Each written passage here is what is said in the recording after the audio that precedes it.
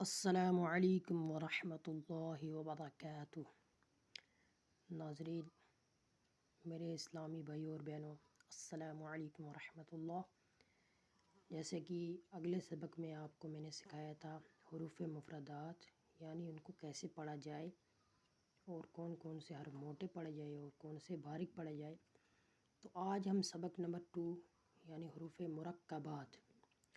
مرکبات اسے کہتے ہیں جو دو یا اس سے زیادہ حروف ہو، دو یا جڑے ہوئے یا پھر اس سے زیادہ حروف ہو، انہیں مرکبات کہتے ہیں۔ جیسے نیچے لکھا ہوا ہے، دو یا اس سے زائد حروف مل کر ایک مرکب بنتا ہے۔ دو یا پھر اس سے زیادہ حروف مل کر، دو پھر ہو یا پھر اس سے زیادہ، دو سے کم نہ ہو، تو دو یا اس سے زیادہ ہو تو کیا بنتا ہے؟ ایک مرکب بنتا ہے۔ مرکب حروف کو مفرد حروف کی طرح الگ الگ پڑھیں، یعنی جو مرکبات حروف ہے، جو مرکب حروف ہے، جو مفرد حروف ہے، اسی کی طرح الگ الگ پڑھنا ہے۔ جیسے وہاں پہ الف با، یہاں پہ الف لام الف با الف، تو ایسے پڑھنا ہے، ایسے نہیں پڑھنا ہے لام الف لا با الف با، ایسے نہیں پڑھنا ہے۔ ہم کو ان کو کیا پڑھنا ہے؟ الگ الگ پڑھنا ہے، لیکن یہ دو یا اس سے زیادہ ہونی چاہیے تبھی مرکب بنتے ہیں۔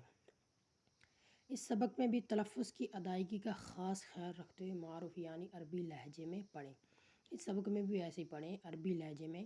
لام الف با الف پڑھیں، یعنی بے الف نہ پڑھیں، نون الف تے الف نہ پڑھیں، یا یہ الف نہ پڑھیں، سے الف نہ پڑھیں، یعنی کیا پڑھیں؟ تا الف، یا الف، سا الف، شین الف، ایسے پڑھیں، ٹھیک ہے۔ جب دو یا اس سے زیادہ حروف کو مل کر لکھے جاتے ہیں ان کی شکل کچھ بدل جاتی ہے۔ اکثر حروف کا سر لکھا جاتا ہے اور دڑ چھوڑ دیا جاتا ہے۔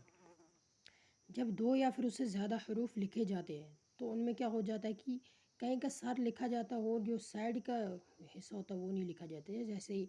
جیسے یہ سین لام ہے، سین بنایا ہے لیکن اس کا جو آدھا حصہ ہے وہ چھوڑ دیا ہے، آدھا لکھا گیا ہے۔ جیسے شین بنایا ہے یا صاد بنایا ہے، یہ آدھا بنایا ہے، تو اس کا کہنے کا مطلب یہ ہے کہ آدھا لکھا جاتا ہے، آدھا چھوڑ دیا جاتا ہے۔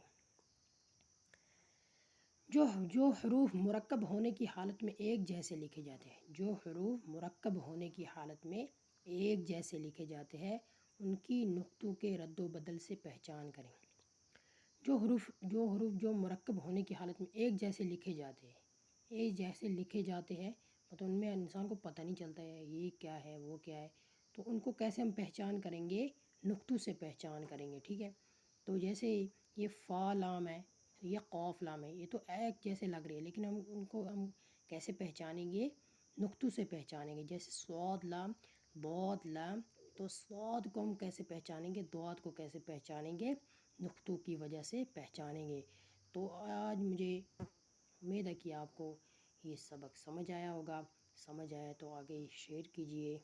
تو بیٹھیے اللہ کے حوالے، باقی والسلام ورحمۃ اللہ وبرکاتہ۔